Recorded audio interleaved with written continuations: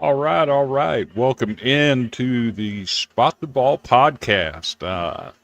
This is just our second time doing this show together. Tonight is the kickoff to the regular season. We had week one on Friday night.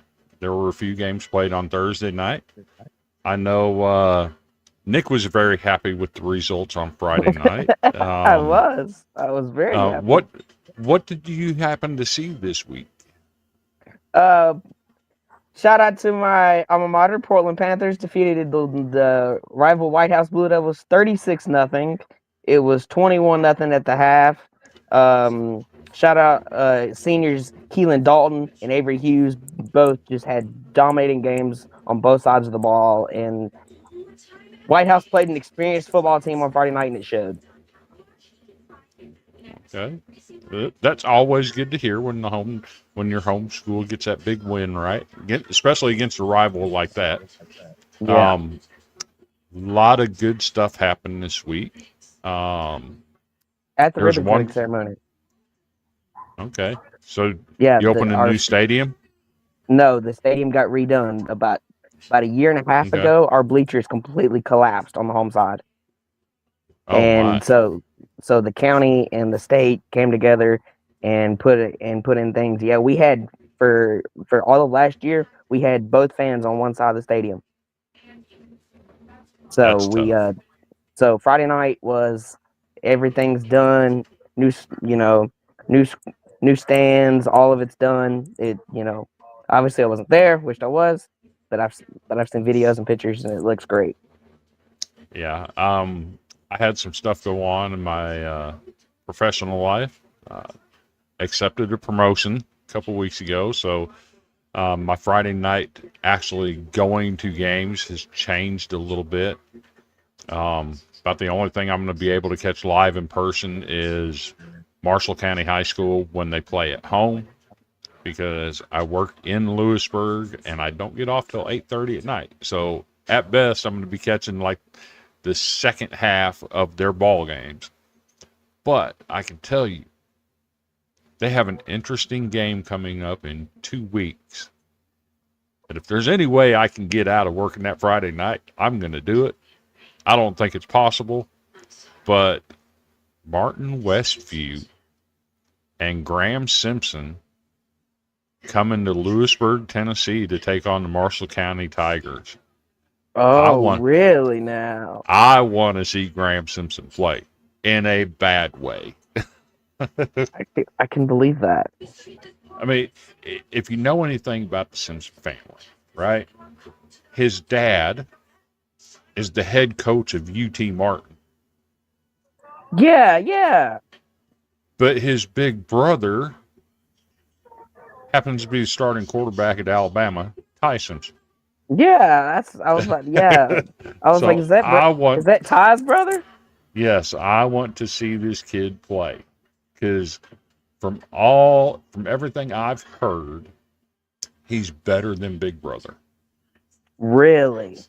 He's already broke. Is he playing quarterback? Oh, yes. He's only a sophomore. He started every game last year as a freshman. He's broke his passing yards in a single game, his touchdowns in a single game, his passing yards in a single season, and touchdowns in a single season. He's obliterated all of Ty's records already, and he's one game into his sophomore season. The kid's good. Yeah. No, I really hope for your sake that you get to pull that off, because that sounds like a game I would want to see. Oh yeah, and Marshall County is Class 4A, and they're in the playoffs every year. Usually win one or two games every year. And of course, Martin Westview, that's the powerhouse over in West Tennessee. that gets to the state quarterfinals every single year. So that should be a really, really good game. I hope I get to see it. Yeah, no, when you said Graham Simpson, I was thinking in my head, I was like, Todd's brother? Is that who you're talking about? So, I did not know he was that good. Like, I heard that oh, he had a little brother that was playing quarterback. I did not know he was that good. he's one game into his sophomore season. He's already got offers from Ole Miss. Lane Kiffin's been on him since 7th grade. Damn. Just picked up an offer in June from Alabama. He's got an offer from Oregon. I mean, all these dudes want this kid. And he's, like I said, one game into his sophomore season. I can't reiterate that enough. So I hope he don't go to Alabama. I hope he don't go to Alabama, not because of Tennessee or anything, but because go your own route. Like, that's just my opinion. mm-hmm. Like, do your own thing. Don't follow Big Brother's footsteps and go to Alabama. Go somewhere else. Yeah, you're not wrong. Because isn't that what Tua Tagovailoa's brother did? He went to Maryland. Yeah. Yep. He went to Maryland. So everybody notices. I put the banner up at the bottom of the screen. There's a Facebook page. Wanted to give them a shout out because I reached out to them. They said I could use some of their graphics and everything. Tennessee High School Football. It's not a group or anything. It's just a page. They are fantastic at putting information out there. Gracious enough to let me use some of their graphics tonight. I really appreciate that. Can't say enough about them. They didn't have to respond to my message, but they did, and I'm thankful for that. So Yeah. wanted to send that shout out. So we got people over here commenting. Ty says roll tide. Yeah. No. Appreciate the congratulations on the promotion. Go Vols always. I'm hoping we can get a lot of comments in here. But, if we don't, we don't. It's Yeah. It's only the second one. Only our second one. It may take a little bit. Yeah. But let's talk about the scoreboard. So I don't know how you want to do it. I can read off. I've got it pulled up, all of it from the top of Division One. So if you want to read some, I read some. You want to do the first 4 regions first. I'll take Region 1. You can have 2. I'll take 3, and you can have 4. If that'll work. Okay. So you have the first 2. I'll take 1. You take right. 2. I'll take 3. You take 4. We'll just do the first 4 regions. Okay. In Division 1. Okay, I got you. Yep. So started out, we had North Green went up to Chucky Doak. Chucky Doak takes that win 39-30. West Green traveled over to Cosby.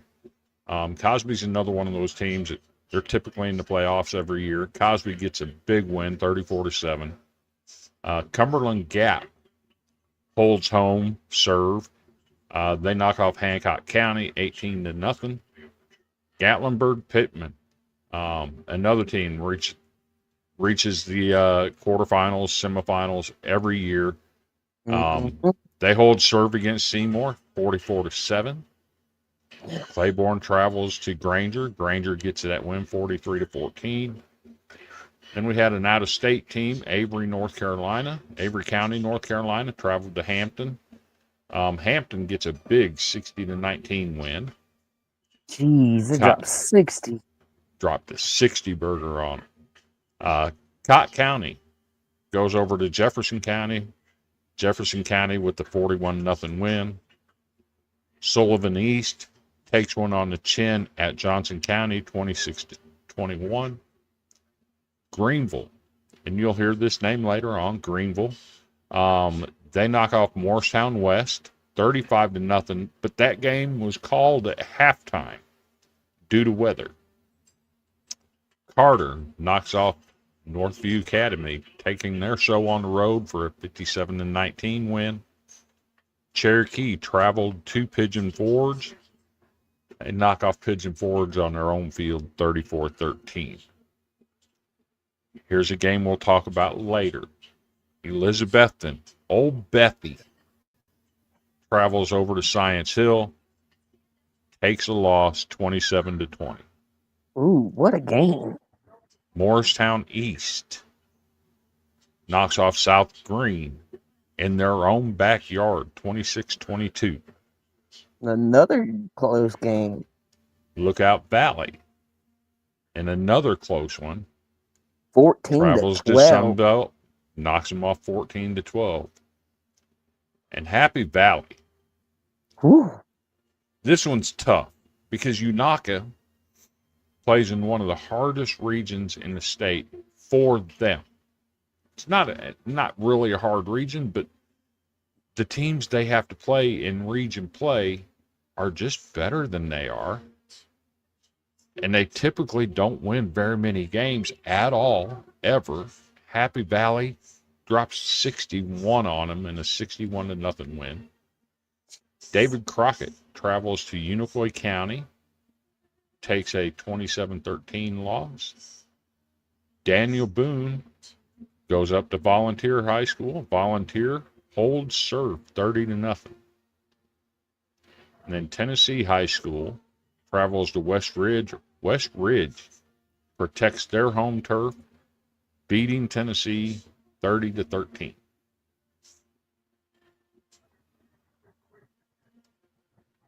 That Lookout Valley and Sunbright 14-12. That I would have loved to have seen that. That's a defensive battle that I would have loved to have seen. Oh, you know that was defensive as all get out.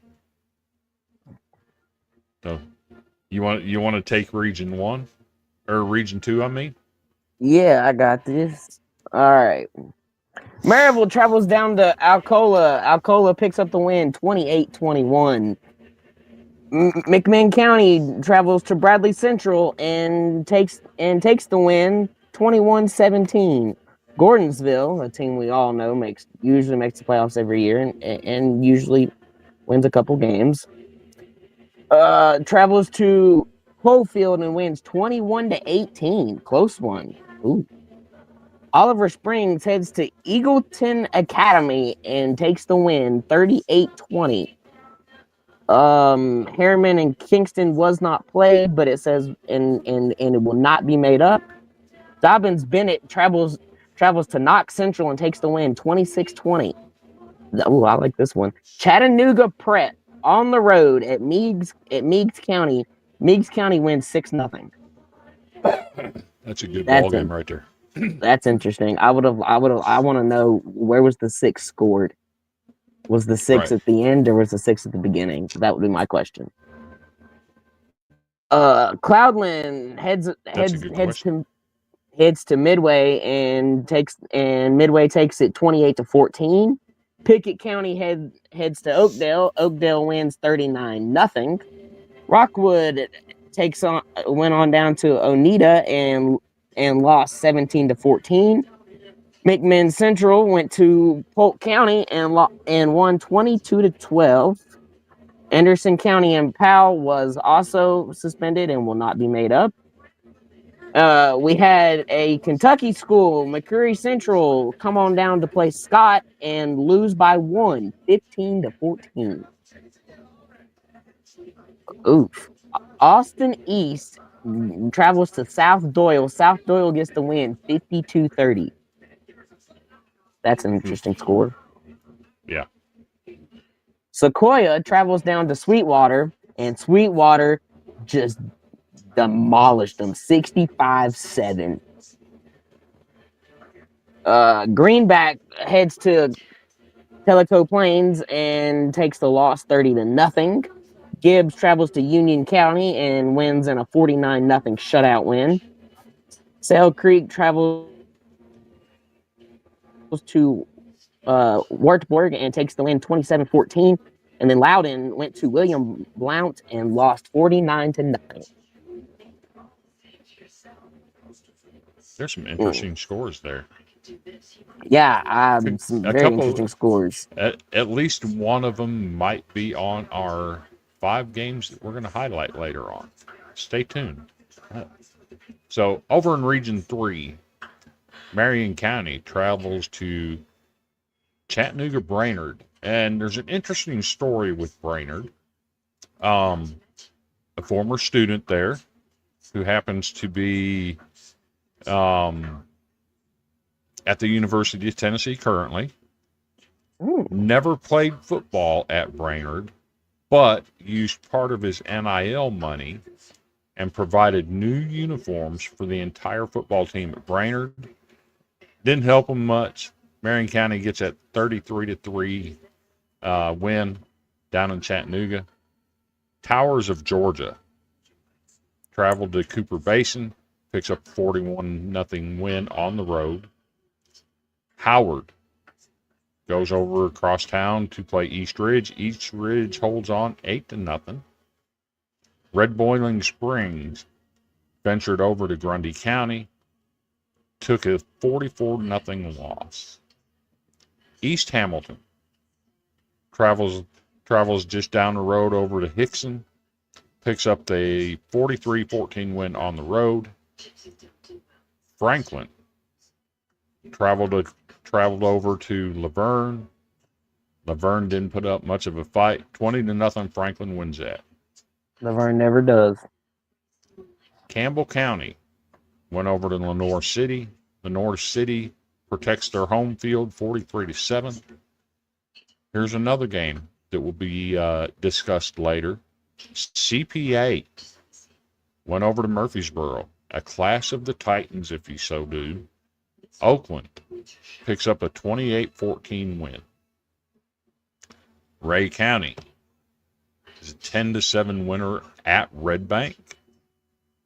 Knox Catholic comes over to the Mid-State.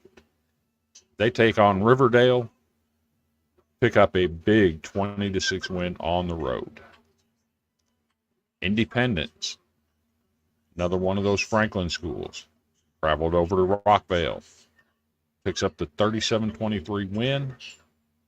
Centennial traveled to Stewart's Creek, another one of those Murfreesboro area schools. Stewart's Creek holds on 39-36. And down in the south end of the state, Huntland traveled up over Mont Eagle, goes over to Whitwell, picks up a big 24-14 win.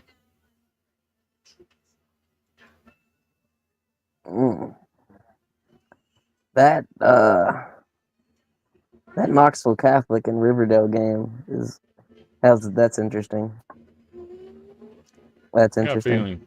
I got a feeling Catholic's going to be a little bit better this year than they've been the last couple of years. Yeah, no, that's what we were waiting for, is Knoxville Catholic to bounce back. Right. I appreciate Andrew commenting right here. Stream through his Twitter for more views. I'll make note of that. Andrew is he provides my stream for me over on Villains Media Network. I appreciate him letting me do this. He's been trying to get me to do my own show for a long time, and here we are. Picked up some high school stuff to do. So appreciate Andrew for letting us do that. You want to go ahead and take Region 4? Yes. Oh, what a score to start Region 4. Monterey heads over to Canning County, and Canning County takes the win on their home turf 31-0. Cheatham County travels to Cascade and lost 41-6. Interesting. Dixon County on the road at Columbia wins 27-17. I thought that'd have been a closer game. Columbia's not going to be very good. Moore County on the road at Community takes the win on the road 42-7. Siegel on the road at Cookeville wins 15-12. What a ball game. Coffee County travels to Franklin County and takes the win 30-14. And of course, the game that that's paid attention to very closely, Gallatin and Hendersonville. Gallatin takes the win at home 44-28. That was a very close game in the first half. Gallatin pulled away. Mm-hmm. Page travels to Giles County and takes the win 47-34. Mount Juliet Christian on the road at Joe Burns takes the 42-7 loss. Summertown heads on over to Lawrence County and loses 35-14. Oh, interesting. Marshall County on the road at Lincoln County takes the loss 21-20. Interesting. A lot of people surprised about that one. Antioch on the road at Mount Juliet wins 24-2. A safety in high school football. Interesting. You don't see many of those. Sure, not very often. Bledsoe County on the road at, forgive me, I have no idea how to pronounce that. Sequatchie County. Sequatchie County. And Bledsoe County takes the 26-7 loss. York Institute travels to Stone Memorial and loses 28-6. Smith County on the road at Watertown wins 28-23. Soddy Daisy heads on over to White County and wins 14-13. Another close one. Cane Ridge on the road at Wilson Central. Oh, I've played Wilson Central before. Not fun. Takes the L 33-14.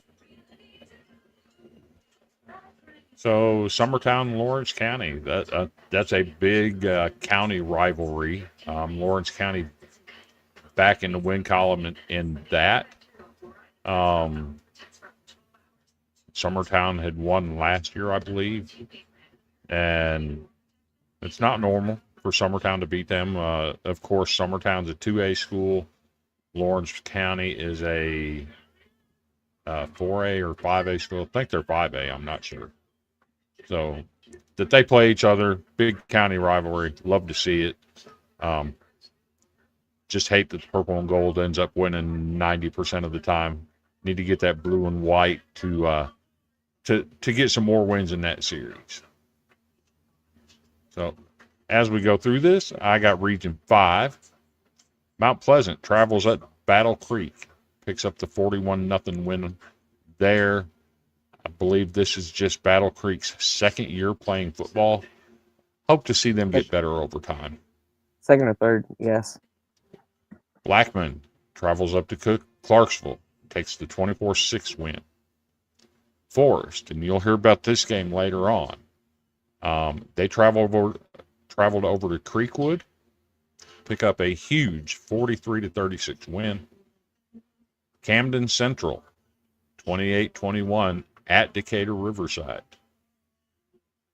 Providence Christian, 28-21 at Eagleville. Kenwood, 20-6 at Hillsboro. And another contest that wasn't very close. Lewis County figures to be very good this year. They have Colt Shelton at quarterback. They pick up the big 54-0 win at home over Zion Christian.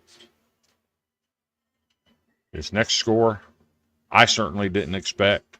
Both of these teams are local to me. Cornersville travels down to the south end of Lawrence County, picks up a big 38-28 win over the Mustangs. Completely shocked by that one. Did not see that one coming. Maplewood protects their home field. They get the 46-6 win over McGavock. Lebanon with a 27-22 win at Nolensville. Springfield, up in the north end of the state, picks up the big 32-6 win at Rossview. Hollow Rock Brewston, 35-0 at Scotts Hill. Summit picks up the 13-0 win at Spring Hill. Kirkwood 42-0 at West Creek. And Greenbrier traveled over to White House Heritage. White House Heritage picks up a big 35-0 win there. Good friend of mine that used to do the PA announcing at White House Heritage, Chris Freeman, probably a very happy camper. Oh, I got a pretty happy camper too. One of my coaches, when I was playing, he's over on the staff over at Heritage, and yeah, he was pretty happy. He was pretty happy about that one too.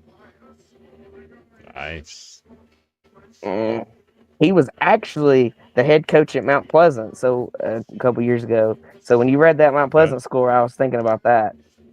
Yeah, no, the Mount Pleasant runs a couple years ago when they kept, making all them appearances and getting close. Yep, that was my OC. Okay. He was the head coach. Okay. So you want to drop down and get Region 6? Yeah. Smyrna travels to Brentwood. Fun fact: I did attend Brentwood High School for a short time, and Brentwood takes the win, 14-13. East Hickman travels on to Fairview, and Fairview takes the win on their home turf, 49-18. Hickman County travels to Harpeth and gets a big one on the road, 39-14.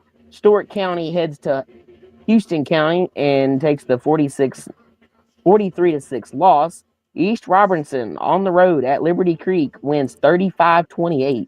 What a game. Mm-hmm.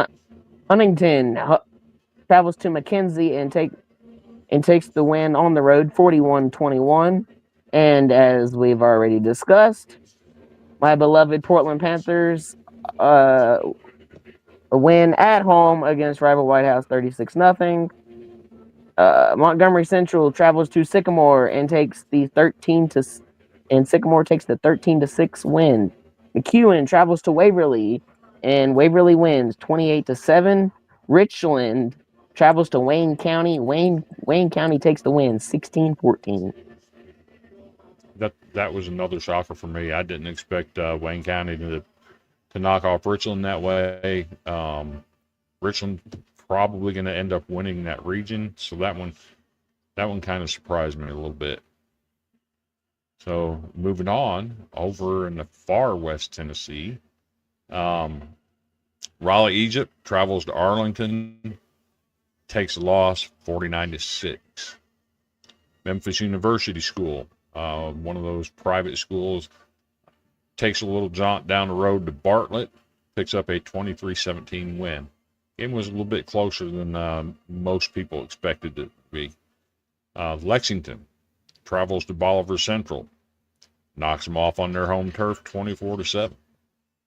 Memphis East takes a 75-8 loss at Chester County.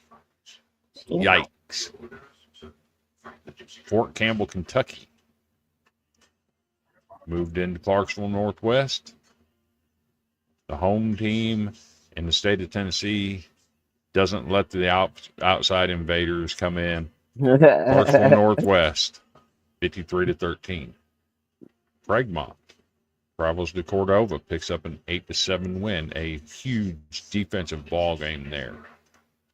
Another Middle one College to watch. At Crockett County. Crockett County holds 56-0. Trinity Christian traveled to Dresden, picks up a 21-19 win. Dyer County in a big matchup with Dyersburg. Schools just a couple miles down the road apart from each other. Huge rivalry. Great ball game. 35-34 Dyer County. West Carroll. You'll hear this one later on. 52-7 at Gibson County. Gibson County's got a really good marching band. I don't understand why their football team's not as good as the marching band. People go to that when they go to their games on Friday night. They're going to watch the marching band, not the football team. You got to fix it. You got to fix it. That was Portland for a couple of years. I remember those days. Perry County with a nice 16-12 win over at Greenfield. Halls protecting their house 54-12 over Humboldt. Adamsville, who figures to get in the playoffs this year, that's their goal. They want to get to at least the semifinals. That's their stated goal. They picked up a win at Hardin County, 34-21. Jackson Northside with a little bit of an upset at Jackson Central Mary, 22-20. Obion County in the battle for Reelfoot. Wasn't much of a battle. Lake County loses at home, 33-8. Fayette Academy traveled to McNary Central for the 14-0 win. And another upset. Jackson Southside traveled up to Milan. Milan, 35-28. Trenton Peabody picks up the 42-0 win over Ripley at home. Franklin Road Academy traveled all the way to South Gibson, and they got rewarded for it with a 43-21 win. You know that's satisfying. Oh, yes. Jackson Christian travels to Union City. They also get rewarded on the road, 24-14. And here's an interesting one. Mace, the defending Class 1A state champions. They traveled up to Martin to take on Graham Simpson and the Westview Chargers. Wasn't much of a contest. Well, I say that. It was 7-0 at half, or 8-0 at halftime. Final score, 34-0. Westview picks up the win. Graham Simpson, 12 of 21, 198 yards, 2 touchdowns, getting the season started right. And of course, their stated goal is to become the first Class 3A team to win a state championship other than Alcoa over the past 14 years. Interesting. I think they have what it takes. My good friend Terry Walker giving us a watch tonight. Appreciate him checking in. I bet he didn't know that I was covering high school football like this.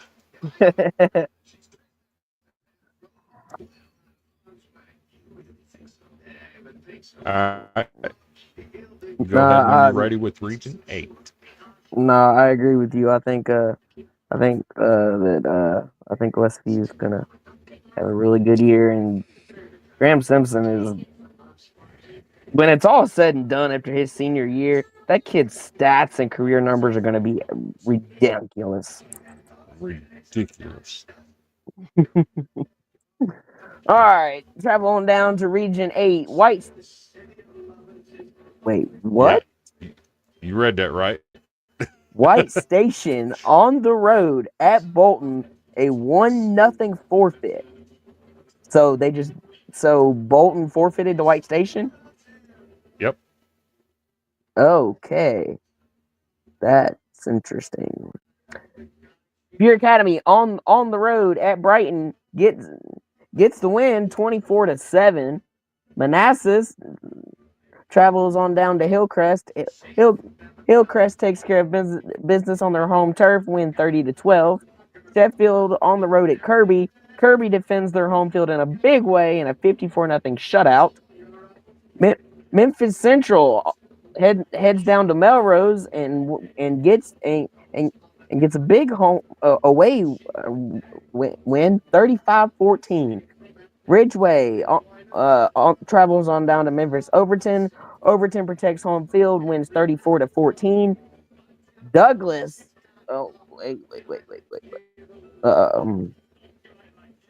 Douglas travels to Oak Haven. Oak Haven wins in a big way, 58-0 shutout to protect home field. What a win.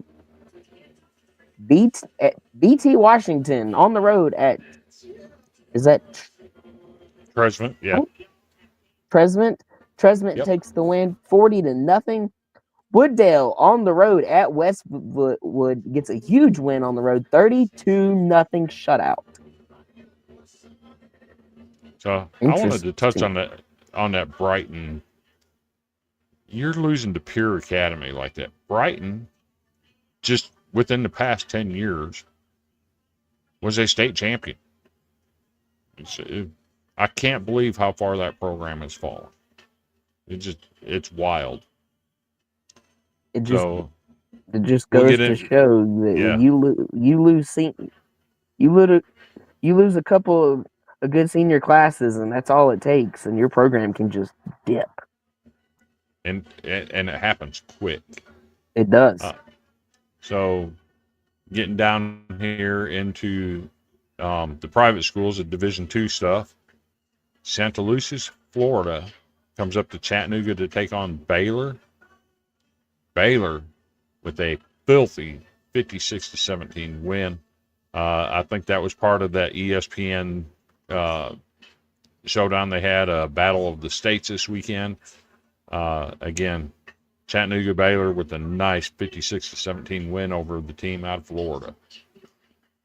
St. Vincent Pallotti traveled down to the northern part of Chattanooga to play Boyd Buchanan. We'll have more on this later. Boyd Buchanan with a big 47-27 win.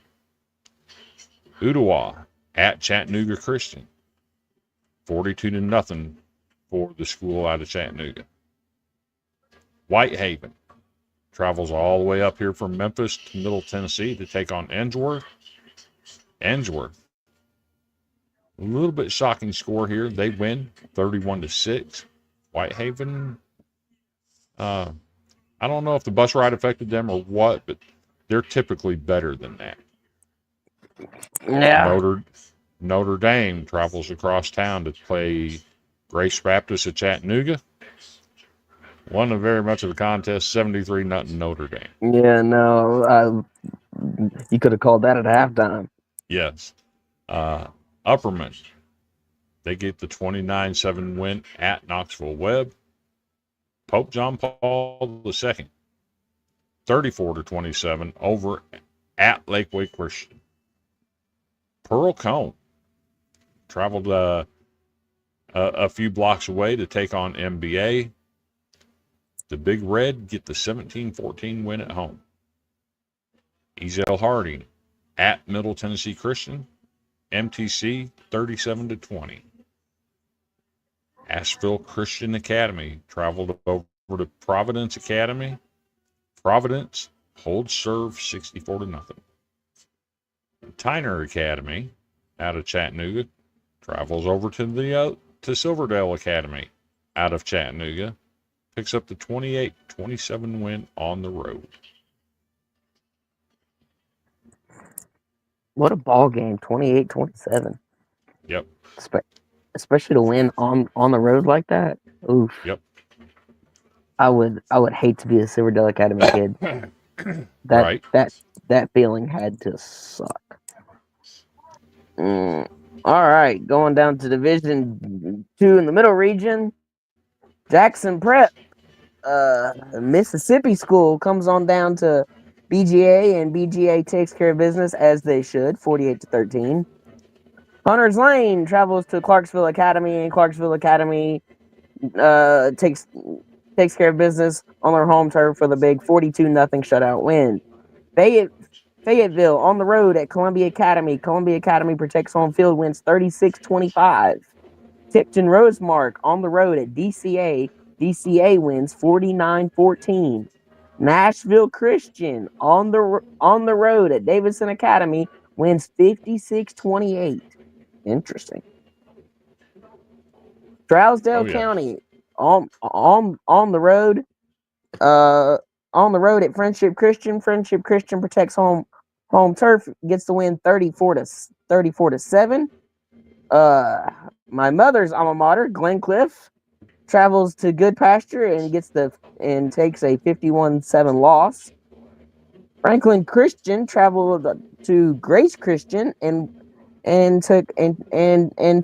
Grace Christian takes care of things on their home turf, 33-0. So my good friend Terry says, "What was the names of both of your high schools?" I graduated from Manila High School in Manila, Iowa, but I went there for 2 years. I also went to Denison High School for 2 years prior to Manila. Denison High School just happens to be the home of the newest retiree from the NFL, Brandon Sheriff.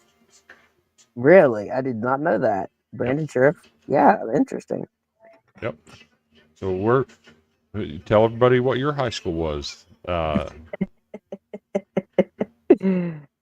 went to Portland High School and graduated class of 2016. So next year's the big 10-year reunion.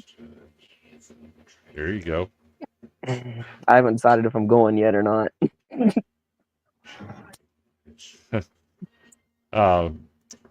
As we finish up this scoreboard, Division II, the West Region, Lawson travels to Brentwood Academy. Brentwood Academy wins 45-7. Fayette Ware travels over to Christian Brothers over in Memphis. Takes one on the chin at 61-7. Oof. St. Benedict travels over to FACS and wins 20-13. John Overton traveled across town in Nashville, took on Father Ryan. Father Ryan with the 24-13 win.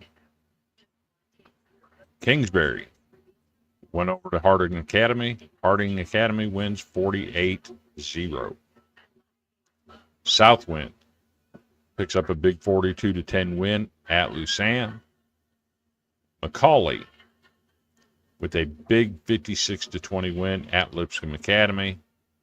Wow. North Point Christian traveled over to the University School of Jackson. USJ wins 35-7.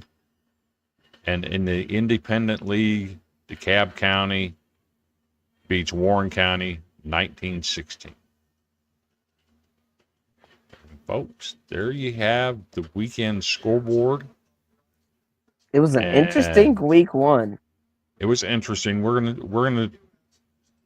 We have 5 games that we're gonna touch on a little bit. But first, Terry says he went to Nueva Vista High School in Jurupa Valley, California. Never even heard of that city. When they gonna get a football team, Terry? So got a football team? I don't know. They probably do. They probably had Terry playing for them, and that's why I've never heard of him. I had to go there. Terry's. I do the Golden Broom podcast. I'm also on College Sports Villains. I get into doing this stuff a lot, and he watches every single show I'm on.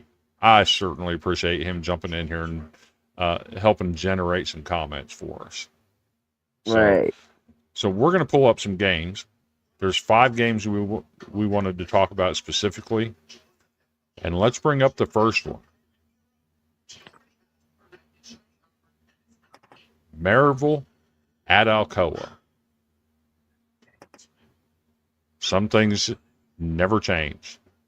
Maryville is always one of the top teams in 6A. Always. Mm-hmm. Alcoa won 13 straight Class 3A state championships. Mm-hmm. This series between Maryville and Alcoa has actually been dominated by Alcoa for the most part. That's what I was thinking. I was like, hasn't Alcoa like dominated this series for the most part?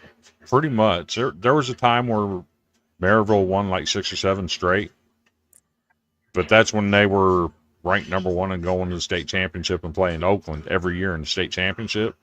But this Alcoa score, that might have to serve notice. As everybody knows, they moved up this year. They're no longer in Class 3A. They've moved up to 4A. Should have been done. They're in the same region as Greenville and Elizabethton and some of these other teams. I think they just put the entire region on notice. We're here to play, and we mean business. So what are your thoughts about Alcoa getting that win. I agree with exactly what you just said. They came out and say we mean business this year, and they showed it. Yeah, that's when you got a program that's that consistent and just churns out player after player the way they do. You know, it's quite obvious why they're as good as what they are. Mm-hmm. So our second game, Oakland and CPA. So did this one go the way you thought it?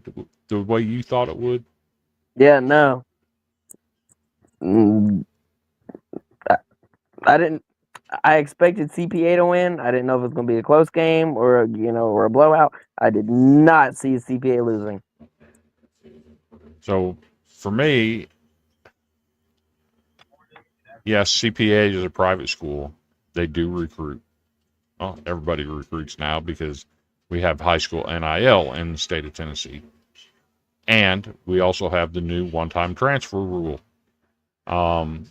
Oakland was a benefactor of that. They picked up probably the best private school running back in the state when Webb School shut down a couple weeks ago. I think they put some teams on notice too that they're a force to be reckoned with again in Class 6A. As long as they get, they're probably going to get to the semifinals, probably going to be playing Maryville again. And if this is any indication, I can't see anything other than Oakland getting to the state finals in Class 6A. And I actually thought this game was going to be closer than that. I thought CPA would give them a better game. It wasn't close at all. No, it wasn't. So our third game, this is an interesting one. Old Bethy, Elizabethton, going over to Science Hill and playing the Hilltoppers. Elizabethton ran out of gas. That's what it looks like. They were on the way to win the game and just ran out of gas. And the Hilltoppers came back, took the lead, won the game. Is this the beginning of the end of Elizabethton? Without knowing the roster and knowing what I'm like, are they a younger team this year? And maybe that's why they ran out of gas there at the end. That's a good point. Because an older team with experience wouldn't have ran out of gas and they had gotten the win. So without looking at the roster, obviously, that would be my question. You might have to do a deep dive into that this week. Might need to. Matchup number 4. I'm going to give some small schools some love over here in West Tennessee. McKenzie and Huntington. I thought this game would be much closer. I figured Huntington would win. But McKenzie, they were in the Final Four last year. I expected this game to be much closer, maybe even a McKenzie win. This is shocking to me. Yeah, this looked like one of those games that would be like 17-14, 21-20, not 41-21. Right. That blows me away that Huntington was able to do that to McKenzie. I'll have to keep an eye on them this year because I really thought McKenzie, this would be a much better game than what it turned out to be. I'm stunned by that result. So let's move over to game number 5.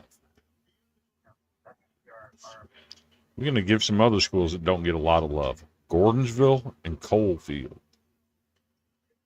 Coalfield in the playoffs every year. Every year.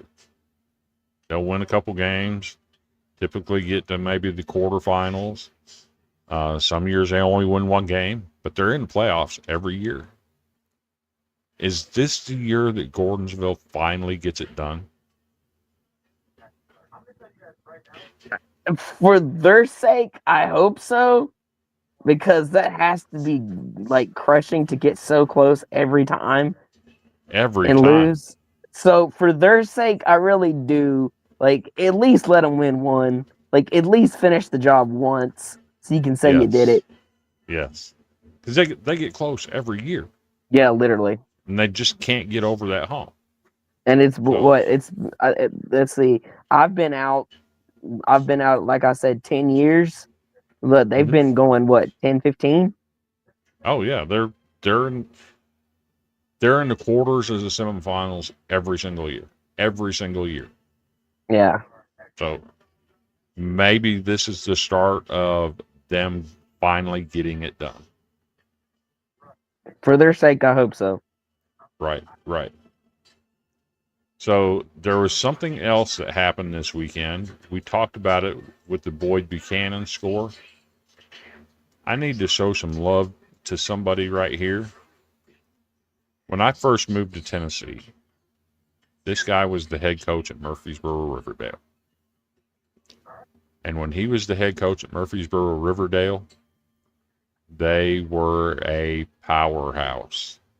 Nationally ranked, some of the best football teams I've ever seen in the Middle Tennessee area. Mr. Gary Rankin picked up win number 500 this weekend down at Boyd Buchanan. You know, he retired a few years ago from Maryville because when he left Riverdale, he went up to Maryville. Or no, change that. He went up to Alcoa. He was at Alcoa and retired. Now he's come out of retirement. He took the job over at Boyd Buchanan a couple of years ago. It's good to see him finally reach that plateau. So Yeah. you know that 500 wins, that's not easily done. There's There's not not a many. lot of There's yeah, not not a many lot high of school coaches in coaches Tennessee, that. right? There's not a. I wouldn't even just say Tennessee. There's not a lot of high school coaches in general who coach long enough at the high school level to win 500 career games. Yeah, Because most of them move on. if you're averaging even 15 games a year, right? How many titles does Rankin have? I should have looked into that and I didn't. Hold on. I bet you I can find it. But okay, if you just go based on 10 games a year, that's 50 years of coaching, right? Yeah. Not well. These would be 500 career wins. Do your playoff wins count? Yes. Okay. So at most you're playing 15 games. That's still over 40 years you've been doing it.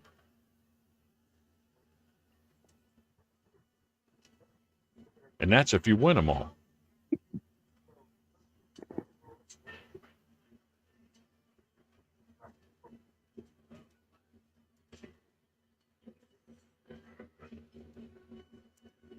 If you play 15 games a year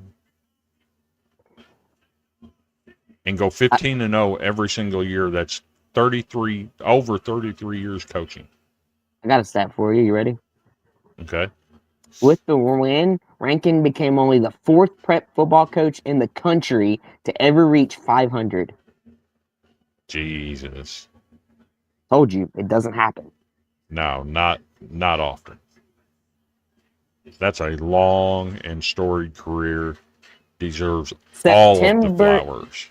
September 2nd, 1983 marked Rankin's first win, a 21-14 victory. Wow. It's a long time. September 2nd, 1983. I was not even thought of. Okay, so it's 2025. That's 42 years coaching since his first win. All right, here we go. Here's what we wanted. Rankin, who is in his fourth year at Boyd Buchanan and has led the Chattanooga program to undefeated regular seasons the past 2 years, joined the Bucks after successful stops at Riverdale 1990 to 2005 and Alcoa 2006 to 2021. Following his turnaround at Smith County, his teams won 4 TSSAA state titles at Riverdale and 13 at Alcoa. And the Bucks reached the Division II AA Blue Cross Bowl in his second season and advanced to the semifinals last year. The Bucks secured his latest victory in dominant fashion, with the game much more one-sided than the final score indicated. So how many is that? 17 state titles? Out of 42 years coaching. Jeez. 17 state titles out of wow. That's a lot. Wow. So, I knew Rankin was a legend. I didn't know he was that big. So do you want the math on this? What's that? 42 years coaching since his first win. Okay. At 500 wins and 42 seasons, you're averaging 11.9. You're averaging 12 wins a year. 12 wins a year? On a schedule that features 10 regular season games. But my next question is, has it always been 10? Was it 10 back in 83? I think so, yeah. See, that'd be my question, is like a younger generation, like, has it always been 10? And then on the other end of the spectrum, let me throw this one up there. How about congratulations to Robert Gillard over at Liberty Tech. Friday night, they picked up their first on-the-field victory since 2019. You can see the joy in that man's face. Yeah, you can see it. That's a long time to go without tasting a win on the field. They got it done. Congratulations on ending such a bad streak. So what? That's 6? Is that 6 years? 6 years. Okay, 60 losses? Yes. Wow. Shout out Liberty Tech. What a win.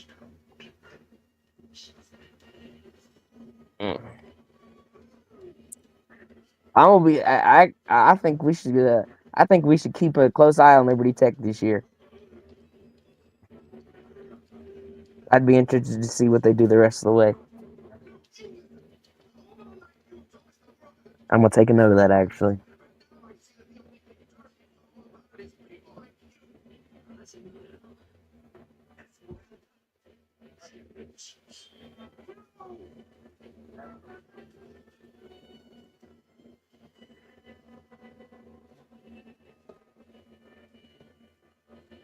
And shout out Liberty Tech for allowing this man to see it through.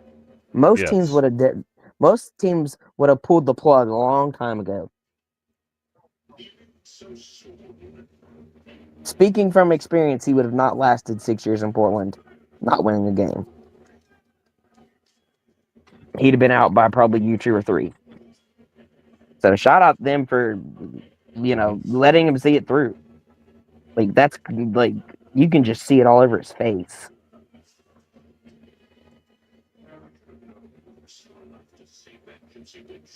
That's a long time that they've not tasted to win. Congratulations on him getting that done. Like you said, credit to Liberty Tech for sticking with it and seeing it through. Right. So, especially in this day and age of sports. So after highlighting a couple of coaches getting something spectacular done, how about we focus on some players?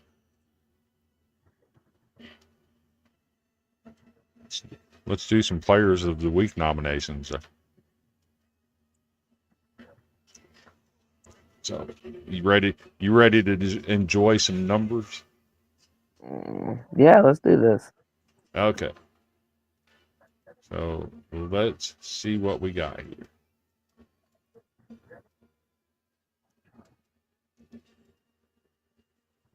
The first one, we're going to go Stewart's Creek running back Jamarcus Brown. Young man had 36 carries, 258 rushing yards, and 4 touchdowns. Next on the table, we have Caden Ball, the quarterback at Greenville. No, this one was the one when you sent me this this afternoon. I was like, wow, 6 of 6, and 3 of them were touchdown passes. Like that's crazy. 6 of 6, 284 yards, and 3 touchdowns. And they only played a half. That's insane. That's wild. How about sophomore running back Quincy Mitchell over at Forest? 23 carries, 389 yards, and 4 touches. I had no idea who this kid was until today. I will definitely be watching. I want to see it. Let's see it. This kid can play some football. This kid went nuts to have over 300 yards with less than 30 carries. That's insane. That's insane. Next up, we have Jackson Stroop, quarterback, Gallatin High School. 21 of 26, 225 yards. But here's the impressive part. 5 touchdowns to 5 different receivers. He had as many touchdowns as he had incomplete passes. I am so glad Portland's not in the same region as Gallatin anymore.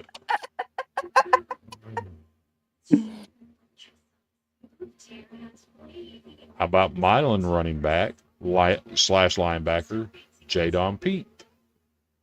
Picking up where he left off last year, he has 15 carries, 177 yards, 3 touchdowns, 1 reception for 66 yards, 1 touchdown receiving, and 9 tackles on defense. So, yeah, that's over 200 all-purpose yards. Yep, and he touched 243. And he touched the ball less than 20 times and had over 200 yards of all-purpose and 9 tackles on defense. What a ball game! What a ball game! Incredible. I've been following this guy for a couple of years. West Carroll running back Mason Taylor. 13 carries, 346 yards, and 4 touchdowns. Okay, I got to do some math on that one. It's 20 yards a carry. Over 20 yards a carry.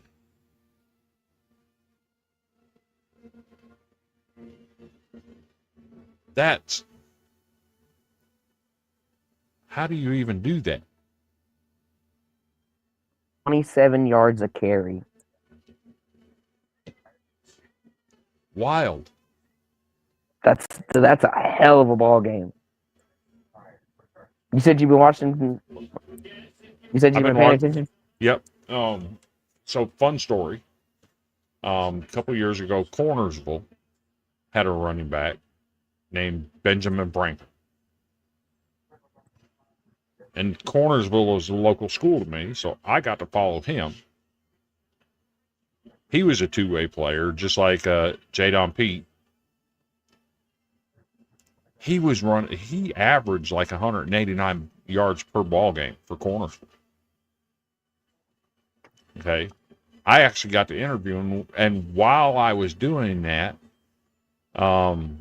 Mason Taylor and Benjamin Franklin were both up for Mr. Football 2 years ago in Class 1A. So I've been following Mason Taylor for a minute.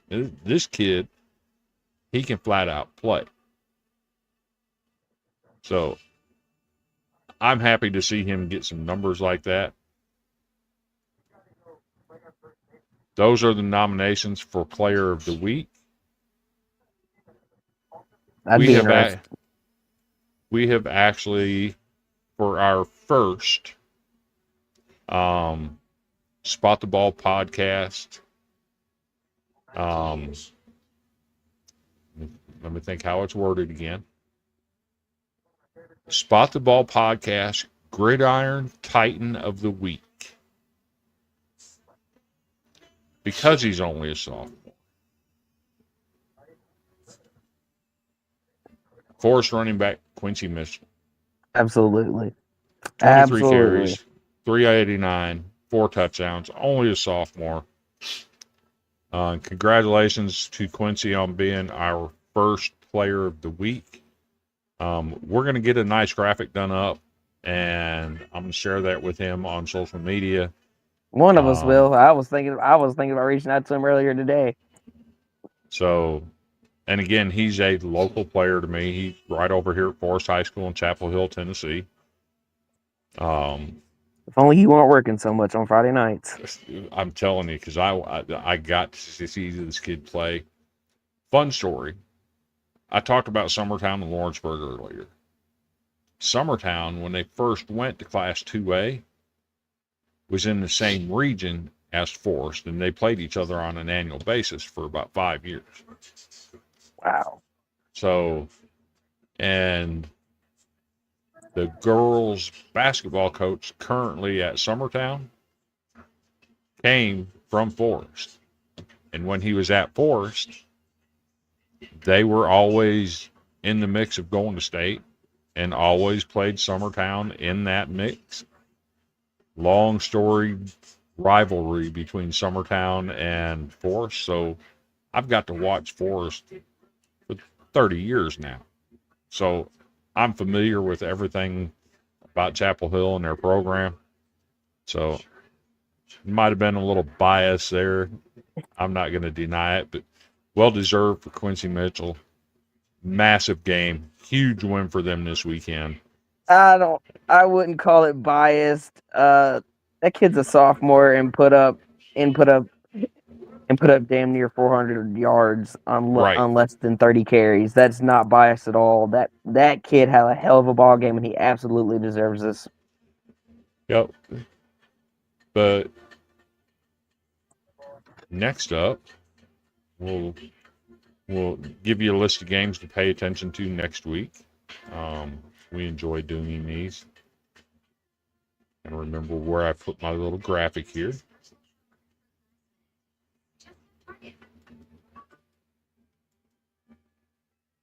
So these are the games to look forward to next week.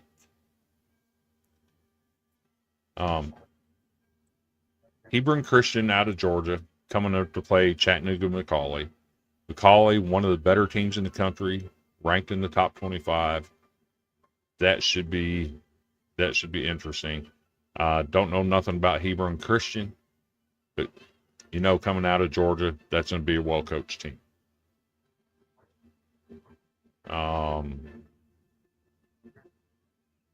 Bearden at Alcoa, another step up in play. A 6A school going into Alcoa. Let's see what they're made of. Yeah, let's see what they got.